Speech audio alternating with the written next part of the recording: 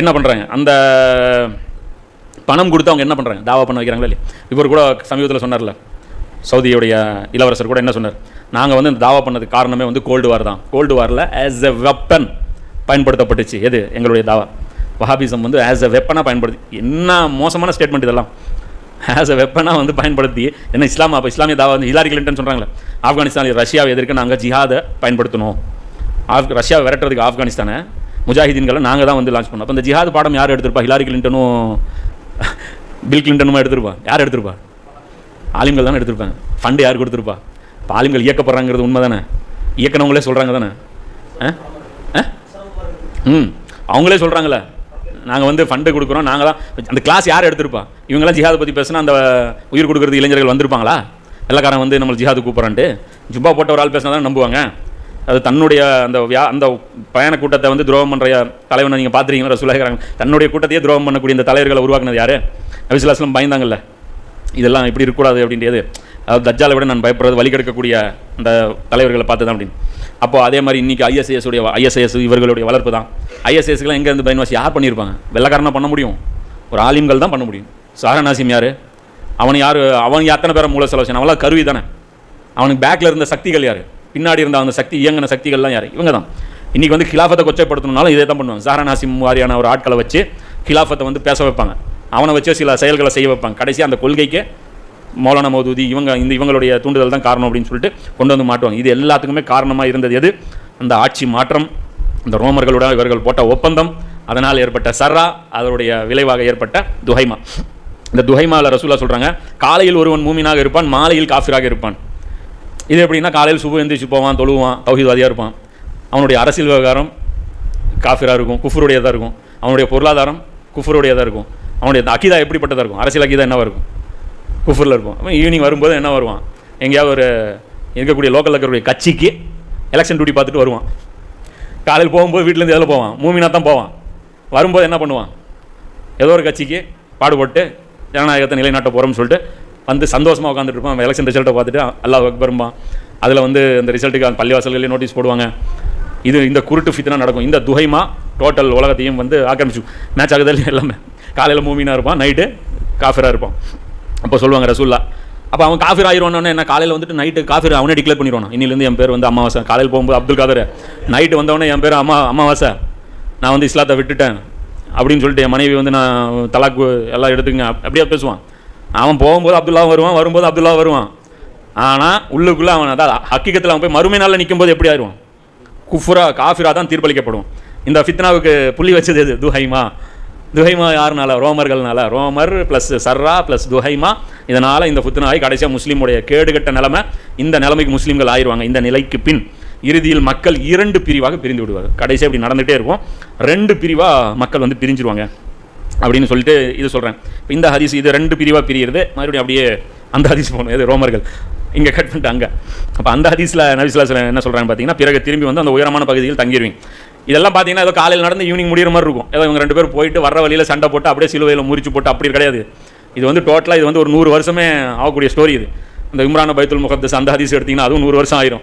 இந்த ஜெருசலத்தின் எழுச்சி, மதீனாவின் வீழ்ச்சி, இது என்ன 10 மணிக்கு ஜெருசலம் குலுங்கி கவுந்துருச்சு, மதீனா வந்து பூகம்பம் வந்து உள்ளே போயிருச்சு, இப்படிலாம் எதுவும் நடக்காது. அப்போ இந்த இடத்துல ரசூலுல்லாஹ் சொல்கிறாங்க, உயரமான பகுதிங்கிறது அந்த நஜ்தை குறிக்கும். அப்போ கிறிஸ்தவர்களில் ஒருவன் சிலுவை உயர்த்தி பிடிப்பான், சிலுவை மேலோங்கி விட்டது என்பான். இப்போ ரோமர்கள்ங்கிறது ஒட்டுமொத்தமாக அந்த ஒரு சிஸ்டத்துடைய பிரதிநிதியாக இருந்து அவங்க ஒப்பந்தம் போடுவாங்க. இப்போ தான் அந்த ரோமர்கள் இதையும் மேட்ச் பண்ணி, இப்போ இதில் குறிப்பிடுற ரோமர்கள் கிறிஸ்டின், ஈஸ்டர்ன் ஆர்த்தடாக்ஸ் இல்லை, வெஸ்டர்ன் ஆர்த்தடாக்ஸ். அப்போ அவங்களும் ரோமர்கள் தான். இப்போ அபுவாசியா சொல்கிறது மேட்ச் ஆகுது இல்லை, ரோமர்களோட தான் ஒப்பந்தம் போடுவோம். ரோமர்கள் ஆமாம், அந்த ரோமர்கள் தான். இந்த ரோமர்கள் ஒப்பந்தம் இல்லை, அப்போ அந்த ஒப்பந்தம் தான். அந்த ஒப்பந்தம் வந்து இவங்களுக்கு எப்போ முடியும்னு பார்த்தீங்கன்னா, கிறிஸ்டின் ஒருத்தன் வந்துட்டு சிலுவை உயர்த்தி பிடிப்பான், சிலுவை மேலோங்கி விட்டது என்பான். இதை கேட்ட முஸ்லீம்களின் ஒருவன் கோபம் கொண்டு அவனை கொள்வான். இதை தொடர்ந்து அந்த ஒப்பந்தம் முறிந்து போகும். ரோமர்கள் வந்து போருக்காக ஒன்று சேர்க்க ஆரம்பிப்பார்கள். இந்த ஒப்பந்தம் முடிகிற கண்டிஷன் இதுதான். வந்து என்ன சொல்கிறாரு அவர் விளக்கம் என்ன சொல்கிறாருன்னா, இந்த கிறிஸ்தவ ஒப்பந்தம் எப்போ முறிந்து போகும் அப்படின்னா, இவங்களுக்கு மறுபடியும் அந்த குருசேடோடைய வெறி பிடிக்கும். இப்போ இவங்களுக்கு உலகத்தை பிடிச்சா போதும்னு சொல்லிட்டு எவன் கூட வேணாலும் இவங்க ஒப்பந்தம் போட்டுட்டு இருக்கிறானு. முஸ்லீம் அதானே, இதுக்கு முன்னாடி முஸ்லீம்களோட அவங்க ஒப்பந்தம் போட்டாங்களா? எந்த காலத்துலையுமே முஸ்லீம்களோட இவங்க இணக்கமாக போனதில்லை. சலாவுதீன் அய்யூபி காலத்துலேருந்து இவங்க சண்டை போட்டு தான் இவங்களுக்கு பழக்கம். இப்போ முஸ்லீம்கள் ஸ்ட்ராங்காக இருக்காங்க, இவங்களை வீழ்த்த முடியலன்னு உடனே முஸ்லீம்களில் ஒரு துரோகக்கார கூட்டத்தோட நயவஞ்சகத்தனமாக ஒப்பந்தம் போட்டு முஸ்லீம்களை வீழ்த்தினதுக்கப்புறம் இப்போ ஒரு கட்டம் வரும்போது ஒருத்தன் வருவான், அவனுக்கு மறுபடியும் அவனுடைய ஸ்ட்ராட்டஜி எப்படி இருக்கும், ஹார்டு கோர் கிறிஸ்டினாக இருப்பான். இந்த அதுக்குள்ளே இங்கே பீரியட் மாறிடுச்சுல. இப்போ ட்ரம்ப் மாதிரி ஒருத்தன் எவாஞ்சலிஸ்டாக இருப்பான், ஒரு டெம்ப்ளர் உடைய ஹார்டு கோர் ஆளாக இருப்பான். அவன் வந்துட்டு இவங்களை கழட்டி விடுவான். யாரை? சவுதி அந்த அந்த கூட்டணியை வந்து இவன் கழட்டி விடுவான். அதுக்குண்டான இப்போ அறிகுறிகள்லாம் தென்பட ஆரம்பிச்சிருச்சா இல்லையா? ட்ரம்ப் என்ன சொல்லிட்டான், படைகள்லாம் வாபஸ் வாங்கிட்டு அந்த ஆன்டி மிசைல் சிஸ்டம் எல்லாத்தையும் குயிட் பண்ணிட்டு போயிட்டானா. இந்த ஹதீஸ் அப்படியே கம்ப்ளீட் ஆகிட்டு வருது, அந்த 2 ஹதீஸும் அப்படியே பேரலாக மெர்ஜ் ஆகிட்டு வருதா. இப்போ அவங்க யூதர்கள் வந்து இப்போ ட்ரம்ப்பை வந்து எந்த அளவுக்கு இவன் எவ்வளோ தான் சர்வீஸ் பண்ணாலும், ஆனால் அவனுடைய இந்த ஐடியாலஜி வந்து அவங்க பிடிக்கல. யாருக்கு? யூதர்களுக்கு.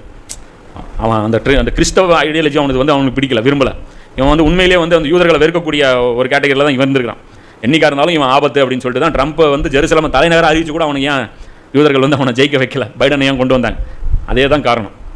அப்போது இந்த அடிப்படையில் பார்த்தீங்க அப்படின்னா, அப்போ இந்த ரோமர்களுடைய அந்த ஒப்பந்தம் வந்து எப்போ முறியறதுக்கு வாய்ப்பு இருக்குது அப்படின்னா, ஒரு கிறிஸ்தவ வெறி பிடிச்ச இந்த நேட்டோடைய அமைப்பில் இருக்கக்கூடிய ஒருத்தன் அதுக்கு காரணமாக அமைவான். அவன் வந்து மறுபடியும் அந்த இதையவே தூக்கி பிடிப்பான். இந்த புஷ் கூட சொன்ன அப்படி இல்லை, கடைசியாக ஒரு போரில் என்ன சொன்ன, குருசேடுன்னு தான் சொல்லிங்க, லாஸ்ட் குருசேடு ஒன்று நடக்க வேண்டியது இருக்குது அப்படிங்கணும்.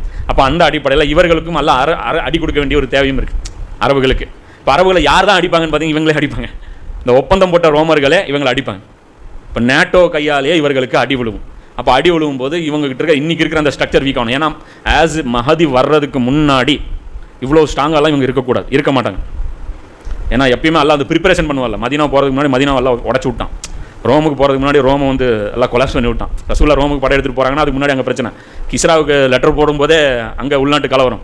எல்லாம் வந்து அந்த டீஸ்டபிலேஷன் எல்லாம் பண்ணுவான், எல்லாம் பண்ணி தான் அதை கொடுப்பான். மஹதி அலைஹிஸ்ஸலாம் வரும்போதெல்லாம் இவ்வளோ ஸ்ட்ராங்காலாம் இந்த அரசாங்கங்கள் வந்து இருப்பதற்கு வாய்ப்புகள் ரொம்ப கம்மி. அதுக்கு முன்னாடியே பல போர்களை சந்தித்து அதுக்கு முன்னாடியே இவங்க எல்லாம் என்ன இருப்பாங்க, குத்துயிரும் கொலையுமா இருந்து ஒரு வீக்கான ஒரு பொசிஷனில் தான் இவங்க இருப்பாங்க. ஸோ இது நம்ம நினச்சிட்டு இருந்தது என்ன அப்படின்னு பார்த்தீங்கன்னா, ரஷ்யாவும் இவங்களும் எப்படி சண்டை போடுவாங்க, அது ஒத்தே வரமாட்டேங்குது அப்படின்னு பார்த்தா ஒப்பந்தம் யார் கூட போட்டாங்களோ அதுதான். அந்த ஒப்பந்தத்தில் இந்த ஹதீஸ் வந்துருச்சா, சரியாக போச்சா. இப்போ இந்த நிலை வரும்போது எது, அந்த ரோமர்கள் ஒப்பந்தம் போட்டு அந்த சிலுவை உயர்த்தி பிடிச்சி அந்த சிலுவையினால், அந்த சிலுவைனா ஐடியாலஜி எடுத்துங்க, சிலுவையை முறிப்பாங்கன்னு ஈசா நபி வரும்போது ஈசா நபி எதுக்கு சிலுவையை முறிப்பாங்க, அந்த ஐடியாலஜியை முறிச்சிருவாங்க. அது இனிமேல் அது தேவையில்லாமல் ஆயிரும். அப்போ அந்த ஐடியாலஜி வந்து அவங்க எதிர்த்து முஸ்லீம்கள் என்ன பண்ணுவாங்க, சண்டை போடுவாங்க. சண்டை போட்டதுக்கப்புறம் என்ன நடக்கும், ரோமர்கள் 80 கொடியின் கீழே படை எடுத்துகிட்டு வந்து அடித்து துவம்சம் பண்ணுவாங்க. இது இஸ்ரேலுக்கு ஒரு ஃபேவரான ஒரு சூழ்நிலை அதானே, அதுவும் மேட்ச் ஆகுதா. இஸ்ரேலுக்கு ஒரு ஃபேவரான ஒரு சூழ்நிலை. அரப் கண்ட்ரீஸில் இந்த அளவுக்கு ஒரு மோசமான போர் நேட்டோ வந்து அரப் கண்ட்ரீஸ் அட்டாக் பண்ணுது அப்படின்னா அது வந்து நடக்கும். இன்றைக்கி இப்போ போக்கு பார்த்தீங்கன்னா எப்படி போயிட்டு இருக்குது, ரஷ்யாவுக்கு சப்போர்ட்டாக இவங்க போயிட்டு இருக்காங்க. யார்? Saudi Arabia. இதனாலேயே இப்போ நேட்டோடைய கோபத்தை வந்து இவங்க கொஞ்சம் கொஞ்சமாக சம்பாதிச்சிட்டு இருக்கிறாங்க. அதே மாதிரி முகமது பின் சல்மானுக்கும் பைடனுக்கும் வந்து செட் ஆகுறதில்ல. இவங்க 2 பேருக்குமே வந்து அந்த அளவுக்கு அந்த ஒப்பந்தம் வந்து இல்லை. இவர் வேறு ஏதோ ஒரு மைண்ட் செட்டில் பண்ணணும்னு நினைக்கிறாரு, அவங்க வேறு மாதிரி நினைக்கிறாங்க. எல்லாம் விதித்தது நடந்தே தீரும். இது ஒரு ஸ்டேஜ். இந்த ஸ்டேஜுக்கு அப்புறம் இறுதியில் மக்கள் 2 பிரிவாக பிரிந்து விடுவார்கள். இதுக்கப்புறம் மக்கள் நினச்சிக்காதீங்க, கண்ட்ரிஸ் வந்து 2 பிளாக்காக பிரிஞ்சிடும். ஒரு பிரிவில் மூமின்கள் இருப்பார்கள், நயவஞ்சகன் ஒருவனும் இருக்க மாட்டான். புரியுதா? ஃபாய்தாவான ஆட்கள்லாம் இருக்க மாட்டாங்க. அந்த 2 கேட்டகரியாக பிரியும். மூமின்கள்னால் 100% மூமின்கள், 100% அகிதாவாதிகள், 100% சடங்குகள் ஆக்கிவிட்டு அப்படிலாம் கிடையாது. இவங்க வந்து துனியா ஃபாய்தாக்காக செயல்படாத கூட்டம். நயவஞ்சனுடைய டெஃபினேஷன் என்ன, எங்கே ஃபாய்தா இருக்கோ அதை பார்ப்பான், கொள்கையும் பார்க்க மாட்டான், 2லையுமே வச்சுக்குவான். அவனுக்குன்னு ஒரு ஸ்டாண்டர்டாக ஒரு நிலைப்பாடே இருக்காது. அதானே நயவஞ்சகன்கிறது. டபுள் ஸ்டாண்ட் எடுப்பான், இவன் காசு கொடுத்தா அவன்கிட்ட போயிடுவான், இவன் காசு கொடுத்தா இவன்கிட்ட போயிடுவான், அப்படிலாம் இருக்க மாட்டாங்க. இதை ரசூலா என்ன சொல்கிறாங்க, ஒரு பிரிவில் நயவஞ்சகர்கள் மட்டுமே இருப்பான், மூமின்கள் தான் இருப்பாங்க, நயவஞ்சகன் ஒருத்தன் இருக்க மாட்டான். 2வது பிரிவில் நயவஞ்சகர்கள் மட்டுமே இருப்பாங்க, அதில் மூமின் ஒருவனும் இருக்க மாட்டான். இப்போ இதுதான் வந்து இப்போ இந்த 2 பிளாக் பிரியுதில்ல. இப்போ நேட்டோ தலைமையில் ஒரு பிளாக், ரஷ்யா தலைமையில் ஒரு பிளாக். இப்போ இந்த 2 தலைமையில் பிரிச்சுட்டு இருக்குதுல்ல. இப்போ இதில் இருக்கக்கூடியவங்க எல்லாருமே நேர்மையாகவும் சொல்ல காப்பாற்றக்கூடிய மூமின்ல முனாஃபிக்குடைய பண்பு என்ன, பேசுனா மாற்றி பேசிக்குவான். நீங்கள் அந்த டெஃபினேஷன் எடுத்தீங்கனாலும் போதும். இவங்க ஸ்டாண்டர்டாக சொன்ன மாதிரி நடந்துக்கிறவங்க ஒரு பிளாக்கு, டபுள் கேம் போடுறவங்க ஒரு பிளாக்கு. 2 பிளாக்காக உலகம் பிரிஞ்சு நிற்கும். இந்த அணி சேர்க்கும் வேலை நடந்து விட்டால் அந்த நாளும் அதுக்கு அடுத்த நாளும் நீ தஜ்ஜாலை எதிர்பார்த்து காத்திரு அப்படின்னு சொல்லி ரசூலா சொல்கிறேன். அப்போது இந்த ஃபைனல் அணி சேர்ப்பு தான் இது. இப்போ இவன் உலகத்தில் சுற்றி அணி சேர்த்துறானா, அமெரிக்கா, ஆஸ்திரேலியா என் கூட குவாட்டில் இருக்கியா இல்லையா, இந்தியா யார் கூட இருக்க, ஸ்ரீலங்கா யார் கூட இருக்க, பாகிஸ்தான் நீ யார் கூட இருக்க, இவன் உக்ரைன் கூட சண்டை போடுற மூட்லேயும் இல்லை தெரியுதா, எல்லார்ட்டையும் போய் கேட்டுட்டு இருக்கிறான், நீ யார் பக்கம் ஏன் கேட்டுருக்கான். நான் கொடுக்க வேண்டியது அவங்க கொடுப்பாங்க, வாங்க வேண்டியது வாங்கிக்குவாங்க. கொடுக்க வேண்டியது கொடுத்தீங்கன்னா வாங்கிட்டு இவங்களும் செட்டில் ஆகிக்குவாங்க. எல்லாமே அவங்களுக்கு நடக்கும். அந்த விதி நோக்கி அவங்க போவாங்க, அவங்களுக்கு வாக்களிக்கப்பட்டதை நோக்கி அவங்க ஒவ்வொருத்தரும் அதை ட்ராவல் பண்ணி போவாங்க. ஸோ அந்த அடிப்படையில் பார்த்தீங்கன்னா இப்போ இந்த 2 பிளாக் உலகம் இப்போ பிரிஞ்சிட்டு இருக்கா. ஒரு பிளாக்கில் உறுதியானவர்களும் சொன்ன மாதிரி இருப்பவர்களும் நடந்துக்குவாங்க. ஒரு பிளாக்கில் இவனுக்கு பயந்தவன், டபுள் கேம் போட்டவன், இவனால் ஆட்சி பிச்சை போடப்பட்டவன், இவனுங்க எல்லாம் ஒரு பிளாக்ல சேர்ந்துக்குவாங்க. இந்த அணி சேர்ப்பு நடந்ததுக்கப்புறம் மல்ஹமா இது எல்லாமே தொடர்ச்சியாக நடக்கும். அப்போ இந்த அடிப்படையில் இந்த ஹதீஸ் அந்த ஹதீஸ் பார்க்கும்போது இந்த ரோமர்கள் ஹதீஸ் இப்போ முரண்படல. ரோமர்களுடைய ஹதீஸ் இது ஒன்றே ஹதீஸ் தான் சுற்றி வரும். ரோமர்கள் ஒப்பந்தம், சிலுவை முறியும், அவங்களுக்குள்ள படை, இதுதான் நடக்கும். இதை எடுக்கும்போது கிளியர் கட்டான இது வரைக்கும் வரலாற்றில் நடந்த ரோமர் ஒப்பந்தம் இதுதான்.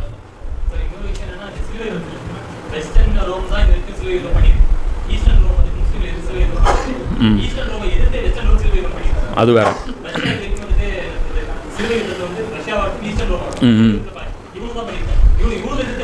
அதுதான் இப்போ அந்த அடிப்படையில் பார்க்கும்போது இப்போ டோட்டலாக ஒரு சீக்வன்ஸ் அப்படியே கிளியராக வந்துச்சு பாருங்க. அதாவது ரோமர்கள் துரோகம், ரோமர்கள் ஒப்பந்தம், அதுக்கப்புறம் அரபுல ஏற்படக்கூடிய இந்த மாற்றம், அதுக்கப்புறம் ரோமர்கள் துரோகம் செய்வாங்க, ஒப்பந்தம் போட்ட மாதிரி நடந்துக்க மாட்டாங்க. ரெண்டாவது அதுக்கப்புறம் மல்லமா, 3ஆம் உலகப் போர், மல்ஹமா நடந்து முடிஞ்ச உடனே மஹதி அலைஹிஸ்ஸலாம் வெளிப்படுதல், மஹதி அலைஹிஸ்ஸலாமுடைய வெளிப்படுதலுக்கு அப்புறம் கான்ஸ்டான்டினோப்பிள் வெற்றி முடிஞ்ச உடனே தஜ்ஜாலுடைய வருகைக்கு அப்புறம் ஈசா நபியுடைய வருகை. இப்போ சீக்வன்ஸ் கரெக்டாக புரியும். இப்போ எந்த ஹதீஸ் நீங்கள் எடுத்து மல்லமா எடுத்தாலும் இல்லை இந்த ஃபித்தன் சம்மந்தப்பட்ட எந்த ஹதீஸ் எடுத்தீங்கனாலும் இது எந்த பார்ட்டில் ஃபிட் ஆகுங்கிறத பார்த்து புரிஞ்சுக்கிட்டோம்னா இன்ஷா அல்லாஹ் கிளியர் கட்டாக புரிஞ்சிக்க முடியும்.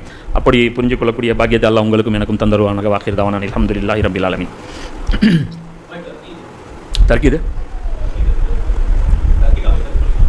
டர்க்கி என்ன அதுவா? அது மல்லமா போகலாம். மல்லமா டீட்டெயில் எடுப்போம் இன்ஷா அல்லாஹ். அது புக்கு அந்த குரான் அந்த வெஸ்ட் இருக்குல்ல அது. அப்புறம் மல்லமா தனியாக புக் இருக்கா? இல்லை இந்த கிரேட் வார்தர் குரான் அந்த கிரேட் வார்தர் அதை எடுத்து இன்ஷா அல்லாஹ் அதான் ஒவ்வொன்றா கிளியர் பண்ணுவோம். இதுதான் மெயின் சாப்டர். இதுதானே மெயின் சாப்டர். கான்ஸ்டான்டினோப்பிளுடைய ரோலு, அந்த ரோமுடைய யார், கிறிஸ்டின்கள் யார், எல்லாம் இறுதி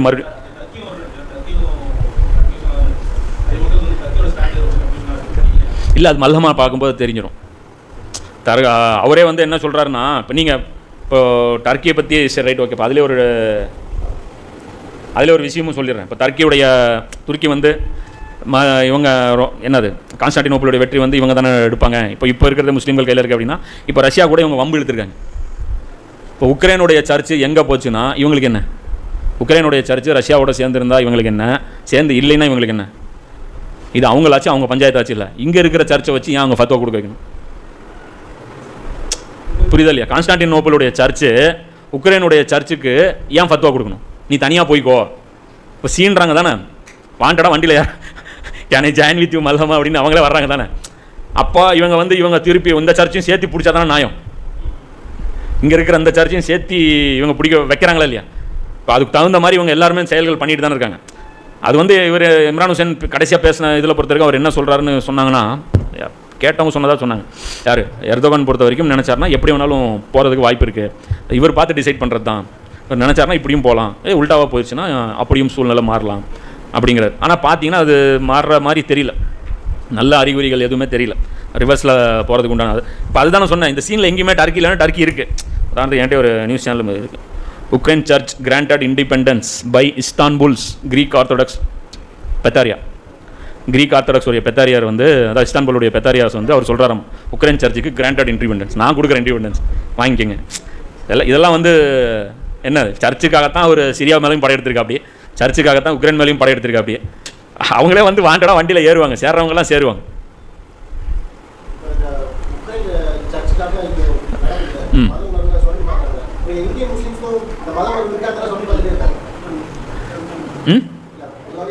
அதே பாருங்க இன்னொரு இதில் த கார்டியனில் Russian Orthodox church cuts tie with Constantinople.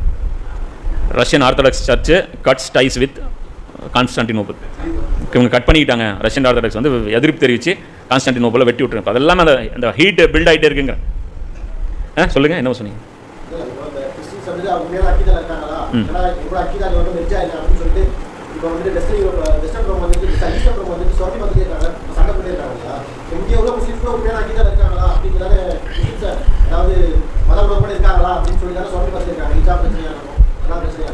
இல்லை, அதாவது அவங்கள சீன்ற கணக்கு வந்து வேறு, நம்மளை வந்து சீன்றது வந்து அவங்க வேறு ப்ராப்பகண்டா. நம்மளை சீன்ற அளவுக்குலாம் நம்ம ஒன்றும் பெரிய ஆளுங்க கிடையாது. ஒருத்தர் இருக்கணுங்க சீன்றது கூட, அது உயிர் இருக்கணும், சீண்டணும். போனத்தை என்னத்தை பேசி ஆல்ரெடி சஜிதால விழுந்து சஜிதா முடிஞ்சு போச்சு. அதெல்லாம் வந்து டூ மச். அவங்க வேறு, அதாவது இவங்க வேறு அஜெண்டாவில் என்னமோ போய்க்கிறாங்க. இந்துத்துவம் அவங்களுடைய அந்த கீழே இருக்கிறவங்களுக்கு அவங்கள கமிட்டடாக வச்சுக்கிறாங்க. அதுதான் நான் பார்க்குறேன். சீன்ற அளவுக்குலாம் ஒருத்தருக்கிறதெல்லாம் தெரியல. இப்போ நம்ம என்ன சொல்லிருக்கோம், எனக்கு விடுங்க நிம்மதியாக வாழ தான் சொல்லிருக்கோம். வேறு ஏதாவது கிளைம் இருக்கா முஸ்லீம்கள்? இந்த நாட்டில் அநியாயம் நடக்கிறது நாங்கள் பொறுத்துக்கொள்ள மாட்டோங்கிறோமா? எதை வேணாலும் பொறுத்துக்கிறோம், எங்களை மட்டும் விட்டுருங்கிறோம். அதானே? அப்புறம் என்ன? அதானே, வேற என்ன? அரசியல் வந்து மாற்றம் பயங்கரமான சக்தியாக எமர்ஜ் ஆகிட்டோமா? ஒன்றும் இல்லை. இந்த முஸ்லீம்கள்னால என்ன த்ரெட் இருக்கு அவங்களுக்கு?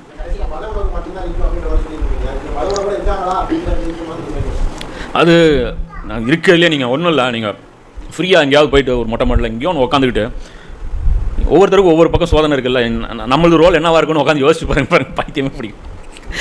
அது ரொம்ப நமக்கு கஷ்டம். நம்ம எக்ஸாம் என்னன்னு நம்ம கண்டுபிடிக்கிறது எவ்வளோ கஷ்டம் தெரியுங்களா? ரொம்ப கஷ்டம். எல்லாம் சும்மா நம்மளை நான் வேறு மாதிரி பார்க்குறேன். ஒரு நிம்மதியான வாழ்க்கை கொடுத்துருக்கான். இதில் அவன் கொஞ்சமாவது என்னை பற்றி நினச்சி பார்க்குறானா, இல்லை என்னோட தீனுக்காக கொஞ்சமாவது அந்த கவலையோடு இருக்கிறானா, இல்லை நான் வாழ்ந்தா போதும்னு நினைக்கிறானாங்கிற லெவலில் அந்த லைட்டான சோதனை தான் முஸ்லீம்களுக்கு. என்ன டாஸ்க் இருக்குது நமக்கு? இந்தியா வந்து இஸ்லாமிய ஆட்சி மாற்றணும்னு டாஸ்க் இருக்கா நமக்கு? இல்லை. வேறு என்ன இருக்குது? வேறு ஏதோ ஒரு நாட்டில் இருக்கிற அநியாயத்தை போய் அங்கே பெண்கள் குழந்தைகள் துன்புறுத்தப்படுறாங்க, நீங்களாம் இங்கே பார்த்துட்டு இருக்கீங்கன்னு அந்த மாதிரி ஏதாவது டாஸ்க் இருக்கா? இல்லை. கையில் கவர்மெண்ட்டும் இல்லை, கவர்மெண்ட்டை மாற்ற சொல்லியும் நம்மகிட்ட இல்லை. என்ன தான் வேலை நம்மளுது? குறைஞ்சபட்சம் இந்த உம்மத்தை எழுப்புறது, இருக்கிற அந்த பிரிவினைகளை ஒழிச்சு இவங்களெல்லாம் ஒன்றாக்குறது, குரானுடைய அந்த நாலேஜை வந்து மக்கள்கிட்ட கொண்டு போய் சேர்த்துறது லோயஸ்ட் லெவல். ஏன்னா நம்ம சோத்துக்கே இங்கே ஓடுறதே அது நேரம் சரியாக இருக்குது. காலையில் 9 மணிக்கு போனால் நைட்டு 9 மணிக்கு வந்தால் தான் வாடகை கட்ட முடியும், ஸ்கூல் ஃபீஸு. மெஜாரிட்டி மக்களுடைய நிலைமை தான்.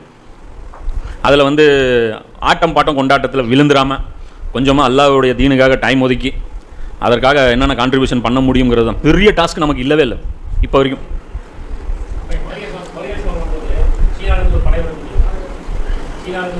எல்லாம் மல்லமா வரும். அப்புறம் கடைசி அப்புறம் இல்லை, அது சைனா எதுக்கு என்ன சொல்கிறீங்க? சைனா கடைசியாக மஹதியை தாக்குற சொல்கிறீங்க. ஈசா நபி வரும்போது வருவாங்க. அது இதில் இஸ்ரார் அஹமது வந்து ஒரு விஷயம் புரிய வைக்கிறார். அதுதான் வந்து எனக்கு ஆரம்பத்துலேருந்து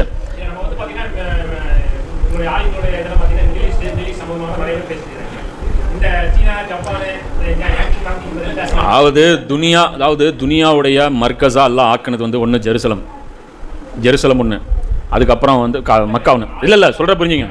அதாவது இல்லைங்க பை, இல்லை அது பார்க்கவே வேண்டியதில்லை. ரசூலாவுடைய முன்னறிவிப்புகளாக இருக்கட்டும், ரசூலா சொன்ன எல்லாமே இருக்கட்டும், மிடில் ஈஸ்ட் சார்ந்த பாலிடிக்ஸ் சார்ந்தது தான். இன்றைக்கி வந்து மற்றவங்களும் மிடில் ஈஸ்டுடைய பாலிடிக்ஸில் ஜாயின் தான் பண்ணிக்கிறாங்க. இன்றைக்கி அமெரிக்காவே இருக்கட்டும், பெட்ரோ டாலரில் தான் அமெரிக்கா இயங்குது. மிடில் ஈஸ்ட் நீங்கள் எடுத்தீங்கன்னா இப்போ ரஷ்யா மிடில் ஈஸ்ட்டில் தான் இருக்குது. இப்போ ரஷ்யாவும் வந்து அது என்ன யூரேசியாவா? ரஷ்யாவோட பேர் யூரேசியாவான்னு சொல்கிறாங்க. ரஷ்யாவை யூரோப்பும் ஏசியாவும் கலந்து தானே சொல்கிறாங்க. யூரேசியா தான் ரஷ்யாவும் சொல்கிறாங்க. ஓகேவா? பாலிடிக்ஸே இவ்வளோ தான். இவங்களுக்கு யாரெல்லாம் அலைன்ஸுங்கிறவன் தான் அவன் தள்ளி இருக்கிறான். ஏன்னா அல்லாவும் என்ன பண்ணுறான்னா உலகத்தையே ஒரு மர்க்கஸாக இருந்து உலகமே இங்கே தான் நியூஸ் சேகரிக்கணும். நீங்கள் மிடில் ஈஸ்ட்டுக்கு போனீங்கன்னா ஒரு 50-60 கண்ட்ரியை ஒட்டுக்காக கவர் பண்ணிக்கலாம். நீங்கள் சைனாவுக்கு கொரியாவுக்கு இதுக்கு போனீங்கன்னா ஒரு 2-3 கண்ட்ரி தான் நீங்கள் கவர் பண்ண முடியும். அதனால் அந்த பாலிடிக்ஸை சுற்றி எல்லாம் எதுவுமே வைக்கல. இந்த பாலிடிக்ஸ் சுற்றி தான் அவங்க இயங்கிட்டு இருக்காங்க. இப்போ ஒரு கட்டம் வரும்போது இவங்களுடைய டோட்டல் ஆட்கள் இவங்க தனித்தனியாக இருக்கும்போது அவங்கவுங்க அந்த நாடுகள் வந்து அவங்களுடைய லாபத்தில் வாழ்ந்துட்டு இருக்காங்க, விட்டுறாங்க. ஈசா நபி வரும்போது ஒட்டுமொத்தமாக ரஷ்யா, சவுதி அரேபியா, இஸ்ரேலு எல்லா நாடுகளுமே வெஸ்டர்ன் வேர்ல்டு எல்லாருமே முஸ்லீமாக மாறிடுவாங்க. ஈசா நபி வரும்போது யாருமே வந்து இருக்க மாட்டாங்க. அப்போ வந்து தங்களுக்குன்னு தனி கல்ச்சர் வாழ்ந்துட்டு இருக்கிற ஒரே கூட்டம் யாருன்னா இந்த யாஜூஜ் மாஜூஜ் தான். யார்? இந்த சைனா, இந்த கொரியா, இவனுங்க தான் வந்து வினோதமான ஒரு வாழ்க்கை முறையில் வாழ்ந்துட்டு இருக்காங்க. இவங்க உலகத்தோட தனியாக வாழ்ந்துருவாங்க. அப்போ ஹுஜ்ஜத் வந்து ஈசா நபி நிறுவிடுவாங்க. இனி வந்து ரசூல் வந்து ஹுஜ்ஜத்தை நிறுவனதுக்கப்புறம் அதை நிராகரிக்கிறதுக்கு அல்லாஹ்வுடைய பூமியில் எவனுக்கும் அதிகாரம் கிடையாது. புரியுதா இல்லையா? ரசூல் வந்தால் ஈமான் கொண்டே ஆகணும். அது வந்து ரசூல் தான் இவர் ஈசா நபி. ஸோ இப்படி ஒரு கவர்மெண்ட் நடந்துட்டு இருக்கிறத ஈசா நபினால் சும்மா இருக்க முடியாது. அது அவங்களே உணர்ந்து வந்து அவங்களே வாண்டடாக வந்து விட்டில் பூச்சி வந்து விளக்கில் பார்த்து செத்துரும்ல, அது மாதிரி அவங்களே வந்து ரவுண்டு கட்டாக வருவாங்க. ரவுண்டு கட்ட வரும்போது அல்லாஹ் வந்து இது வந்து வேலையே கிடையாது. அதனால் அதை அல்லாவே அழிச்சிருவோம். ரசூலுக்கும் எந்த ரசூலுக்கும் நபிக்கும் வந்து பூமி முழுவதும் இஸ்லாம்னு முழு உலகம்லாம் நினச்சிக்காதீங்க. மிடில் ஈஸ்ட் தான். ஒட்டுமொத்த பூமியும் அழிஞ்சு போகும்னா மிடில் ஈஸ்ட் தான். மல்லமா இப்போ இதில் இன்னொரு முக்கியமான மேட்ரு, இந்த உக்ரைன் மேட்ரு இதெல்லாம் நடக்கும்போது இதெல்லாம் பயங்கரம் எனக்கே டிஸ்டர்பன்ஸு. அடுத்து மல்லமா இப்படி நடக்கும், புகை மூட்டம் இப்படி இருக்கும், எல்லாம் நம்ம என்ன ஆகும், என்ன ஒன்றுமே புரியல, இங்கே ஒரு லீடர் இல்லை, எதுவும் இல்லை அப்படின்னு யோசனை பண்ணிட்டு ஒரு கலக்கமாகவே இருந்துச்சு. இப்போ இந்த டாப்பிக்கெலாம் புரிஞ்சதுக்கப்புறம் தான் ஓ ரைட்டு, நம்ம தனியாக இல்லை, நம்ம கூட ஒரு சூப்பர் பவர் இருக்குது, அதில் ஒரு மென்டல் ரிலீஃபும் கிடச்சி. ரஷ்யா மாதிரியான ஒரு பவரோட சேர்ந்து சண்டை அவங்களோட யாஜூஜ் மாஜூஜ் கூட்டத்தோட மேனேஜ் பண்ணுறது பெரிய வேலை கிடையாது. இல்லை, வெறும் நம்மளே வந்து நினச்சி போயிருங்க, அட்ரஸ்லாம் போயிடுவோம். இந்த உலகத்தில் அவ்வளோ பெரிய நியூக்ளியர் பவர் முன்னாடியே உட்காந்துக்கிட்டு இப்போ குற்றவாளி யாருன்னா, குற்றவாளி வந்து அவன் கிடையாது. ஏன்னா அவனுக்கு வாழ்ந்து காட்டுறது நம்ம பொறுப்பு. இன்றைக்கி வந்து நான் என்ன சொல்கிறேன், நம்ம கிலாஃபத்தாலாம் இங்கே வாழ்ந்து காட்ட வேண்டியது. நல்ல முஸ்லீமாக வாழ்ந்து காமிச்சாலே RSS உடைய அஜெண்டா எடுபடுமா? அதுதான் மௌலானா மௌதூதி கடைசியாக சொல்கிறார். நீங்கள் ஒன்றும் பண்ணாதீங்கப்பா, உங்களுக்கு பெருசாக வேலையெல்லாம் கிடையாது, நல்ல முஸ்லீம் சமுதாயத்தை உருவாக்குங்க. இப்போ நான் என்ன சொல்கிறேன்னா, இப்போ சமுதாயத்தை எப்படி உருவாக்கலாம்? ஒன்றும் கிடையாது. உங்களுக்கு ஒரு பிரச்சனை வந்தவொன்னே ஒன்று சேர்ந்தீங்களா, ஷாயின் பாக்கில் ஒன்று சேர்ந்தீங்களா, ஒரு கமிட்டி நாளைக்கு வாங்க உட்காந்து முடிவு பண்ணுவோம். தௌஹீத் ஜமாத் வந்துரு, சுன்ன ஜமாத் வந்துரு, எல்லா ஜமாத் ஒரு கமிட்டி, ஒரு ரவுண்ட் டேபிள் மீட்டிங், எல்லோரும் உட்காந்து சரி இன்னிலேருந்து எங்களுக்குள்ளே இருக்கிற பிரச்சனையெல்லாம் தூக்கி வைப்போம், சமுதாயத்தை பில்டு பண்ணுவோம். சமுதாயத்தை என்ன நிலைமையில் இருக்குது, அதோடைய சமுதாயத்துடைய ஒழுக்கங்கள் எவ்வளோ கீழே போயிருக்கு, சமுதாயத்துடைய கல்வி தரம் எவ்வளோ டவுன்ஃபாலில் இருக்குது, சமுதாயத்துடைய பொருளாதார நிலைமை எல்லாம் ஒரு சர்வே எடு. ஜாதி வாரி கணக்கெடுப்பு அவன் எடுக்கட்டும், நீ எடுத்துட்டு மதரசாக்களை எப்படி கல்விக்கூடங்களாக மாற்றலாம், இதோடைய தரத்தை எப்படி உயர்த்துவது, பள்ளிவாசல்களை பள்ளிக்கூடங்களை எப்படி உயர்த்துவது, சமுதாயத்தை எப்படி எஜுகேட் பண்ணுறது, இது எல்லாத்தையுமே கொண்டு வந்து ஒழுக்கத்தை எப்படி கொண்டு வருது, அதில் என்னென்ன ஆட் பண்ணலாம், குரானை எப்படி போதிக்கிறது, யார்கிட்ட குரான் நாலேஜ் இருக்குது, எல்லாம் அதில் உட்காந்து 4 ஜமாத் இஸ்லாமி சார்ந்த ஆட்கள் வருவாங்களா, அவங்க ஒரு 4 மசூரா கொடுப்பாங்களா? சரி, அப்போ ஒருமித்த குரானில் யாருக்காவது மாற்று கருத்து இருக்கா? குரானை சிலபஸாக எடுத்து எங்கேயாவது நம்ம கற்றுக் கொடுக்கணும். அப்போ அந்த மாதிரிலாம் எடுத்து சமுதாயத்தை பில்டு பண்ணுறதுக்கு நீங்கள் வந்தீங்கனாலே போதும்ல. எவ்வளோ பெரிய அதான் சொல்கிறேன், நான் பண்ண வேண்டிய வேலை இது. இந்த வேலை பண்ணி இதை பண்ணி பர்ஃபெக்டான முஸ்லீம்களை ப்ரொடக்ஷன் பண்ணுங்கள். முஸ்லீம் ஃபேக்ட்ரி ஒன்று உருவாக்கி நல்ல முஸ்லீம்களை ப்ரொடக்ட் பண்ணி ஊருக்குள்ளே சுற்ற விடுங்க. என்ன இம்பேக்ட் ஏற்படுத்துதுன்னு பாருங்கள். உஸ்மானிய கலீஃபா ஓட்டமன் எம்பையர் இருக்குல்ல, ஓட்டமன் எம்பையர் வந்து அவங்க எப்படி ஜெயிச்சாங்க, முஸ்லீமானாங்க தெரியுமா? அது தாத்தாரியர்கள் வந்து ஃபுல்லாக ஜெயிச்சிருக்கிறாங்க. யாரை? முஸ்லீம்களை வந்து ஜெயிச்சு கலீஃபாவை ஒழிச்சு, இந்த அப்பாசியா கலீஃபாவெல்லாம் ஒழிச்சு ஃபுல்லாக கேப்சர் பண்ணி முஸ்லீம் பெண்கள் இருக்காங்களே அவங்க எல்லாருமே அடிமைகளாக விபச்சாரத்துக்கு பயன்படுத்தி எல்லாத்தையுமே எடுத்துக்கிட்டாங்க. அவ்வளோதான், அபகரித்து அவங்கள கொண்டு போயிட்டாங்க. அந்த பெண்களுடைய கேரக்டர் பார்த்து இந்த பெண்கள் முஸ்லீம் ஆயிட்டாங்க. யார்? அந்த யாஜூஜ் மாஜூஜ் கூட்டம், அந்த கூட்டம் இந்த பெண்களுடைய கேரக்டர் பார்த்து முஸ்லீம் ஆயிடுச்சு. அந்த மனைவிகள் முஸ்லீம் ஆனாலும் புருஷங்கள் முஸ்லீம் ஆயிட்டாங்க. ஒட்டுமொத்த உஸ்மானிய கிலாஃபத்தா ஈவனிங்களே மாறிட்டாங்க. இப்போ என்ன கேரக்டர் என்ன வேலை பண்ணுன்னு தெரியுமா? சும்மா கிடையாது. என்ன நீ நல்லவன சாமியார் மாதிரி, என்ன சாமியார் என்ன வேலை பண்ணுவாங்க தெரியுமா? பெண்கள் போட்ட பிச்சை அது. 400 வருஷம் இஸ்லாமியாச்சு. அவங்க வந்து அந்த தொழுகை நேரத்தில் தொழுதுருக்காங்க, அவங்க வந்து கீழே விழுந்த நகைகளை எடுத்து கொடுத்துருக்காங்க, இது உங்களுதா பாருங்கன்னு இருக்காங்க. அவங்க வாய்ப்பு கிடைக்குமா, நான் உன் புருஷனை கொண்டு என் கூட நீ இவ்வளோ நேர்மையாக நடந்துக்கிறிய, அவ்வளோ அப்படி அந்த நேர்மையை பார்த்து எல்லாம் அவங்க இஸ்லாத்துக்கு கன்வெர்ட் ஆகிருக்காங்க. யார்? இந்த உஸ்மானி கிலாஃபத்துன்னு சொல்கிறோம்ல, அவங்க யார்? கொடுங்கோலர்கள், செங்கிஸ்கானுடைய வாரிசுகள். செங்கிஸ்கானுடைய மனசு உருகி இருக்குன்னா எவ்வளோ இம்பாக்ட் ஏற்படுத்தி. நீங்கள் ஒரு RSS காரனோட மிக நல்ல முறையில் நடங்க.